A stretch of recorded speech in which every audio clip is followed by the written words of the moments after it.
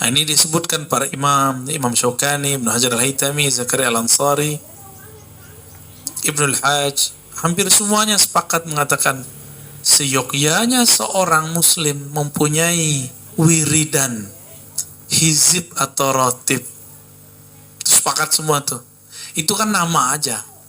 Saya mau tanya, ada nggak di masa Nabi buku namanya, kumpulan zikir namanya zikir pagi sore yang sahih? Ada nggak? Bener nggak ada? Bid'ah dong. Ya. Jadi kemarin dari Pontianak, ini belum sempat istirahat Pak. Ya, agak ngantuk-ngantuk saya sebenarnya. Di samping saya ibu-ibu ngeluarin 2 buku kecilnya. Satu Quran juz berapa, juz 28 atau berapa. Sampai satu lagi dia keluarkan zikir pagi sore yang sahih. Ya, dalam hati agak ketawa ya. Ketawa kenapa? Wah, Thariqat Qadiriyah Jawaziyah. Tahu nggak Thariqat Qadiriyah Jawaziyah? Apa itu? Iya. Jadi tokoh mereka ini membid'ahkan Ratibul Haddad, Ratibul Attas, membid'ahkan zikir pagi, sore, ala ma'surat. Terus mereka buat zikir ma'surat yang sahih, pagi sore yang sahih. Terus dia susun dimulai dari ayat, terus zikir dari hadis. Aneh mau tanya sama antum nih, Nabi begitu nggak susunan zikirnya? Begitu nggak susunan zikir Nabi? Atau itu ijtihad si mursyid baru itu? Ijtihad, jadi dia buat thariqat baru tuh ya. Gimana kira-kira? Mereka membid'ahkan sesuatu lalu mereka membuat sendiri gitu. Dibaca di waktu pagi dan sore. Jadi susunan zikir itu bukan datang dari Nabi. Susunan zikir itu yang menyusun adalah ulama. Hadis Nabi kan nggak begitu. Antum kalau pakai hadis Nabi repot karena ada kalimat wabila qala hadatsana Abdullah bin ya gitu. Qala hadatsana Al-Humaidi, qala hadatsana Sufyan bin qala hadatsana Yahya bin Sa'id Al-Qattan. Qala hadatsana qala Rasulullah sallallahu alaihi wasallam. Ya, jadi hadis, kalau pakai hadis nggak mungkin, karena akan membacakan ranji-ranji silsilah. Yang ada zikir itu disarikan dari Quran dan hadis. Karena hadis itu salah satu isinya adalah sanad. Itu bagian dari hadis. Kalau Quran kan kita sudah dapat teksnya aja, padahal ada sanadnya juga. Bisa nggak kita nih buat rotib sendiri? Boleh. Pak Fatullah nih buat zikir rotib Al-Fathiyah. Boleh. Masalahnya siapa yang mau baca kan? Antum aja yang baca sendiri. Sama murid-muridnya 1-2 orang adalah ya. Apalagi namanya Romi, buat kumpulan zikir. Ya udah, Ratib Ar-Romiyah, Ar-Romawiyah. Namanya Bejo, Ratib Al-Bojawiyah. Kan begitu jadinya. Ya sama zikir pagi sore itu, maka saya candain itu namanya Ratib Thariqah Qadiriyah Jawaziyah, karena dia habis membid'ahkan Ratibul Haddad, Ratibul Attas, terus dibuat sendiri. Ya salah ya. Imam Nawawi punya kitab Al-Azkar, tapi isinya masih ringkasan riwayat, masih bab. Belum kumpulan zikir, baru ada namanya Hizib An-Nawawi.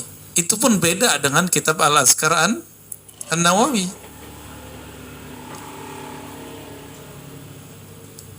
Di Indonesia ini lumayan banyak sebenarnya yang buat ya. Misalnya kalau di Lombok itu, pendiri NW itu dia kumpulkan beberapa hizib dan panjang sekali.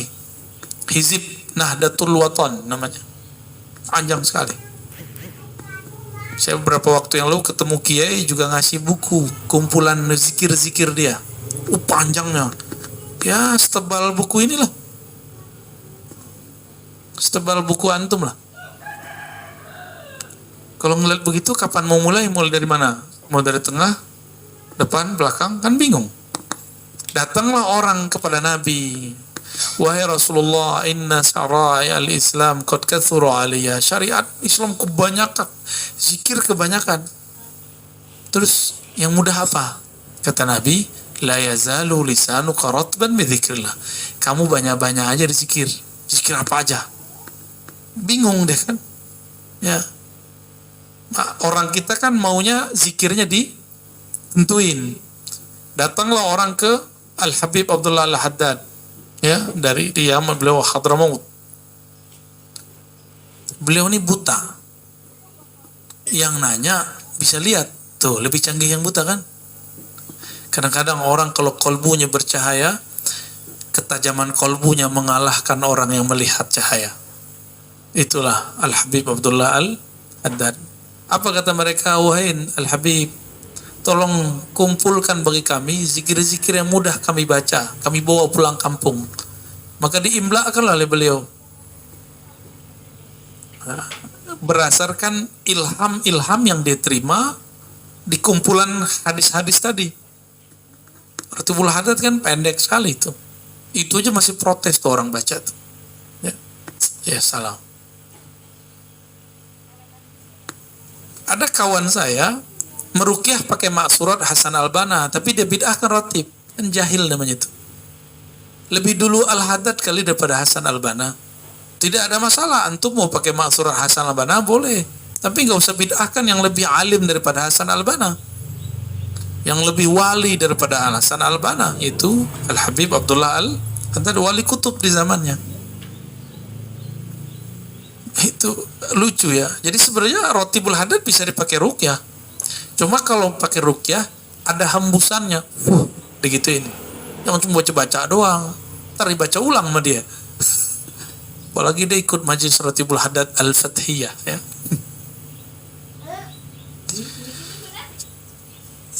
Maka teman-teman sahabat-sahabat dimakan Allah, nah ini juga mulai mereka kata-kata ini ya.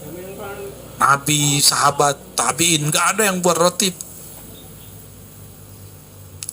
Itu kata mereka. Emang Sayyidina Ali gak punya zikir rutinan? Ada. Abu Hurairah aja punya zikir rutinan.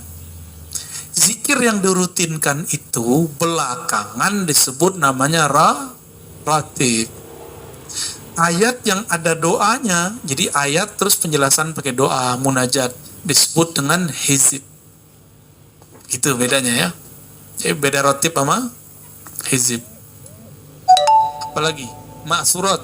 Al-maksurat itu sebutan untuk ratib dan hizib. Jadi maksurat itu artinya yang diwariskan dari ulama.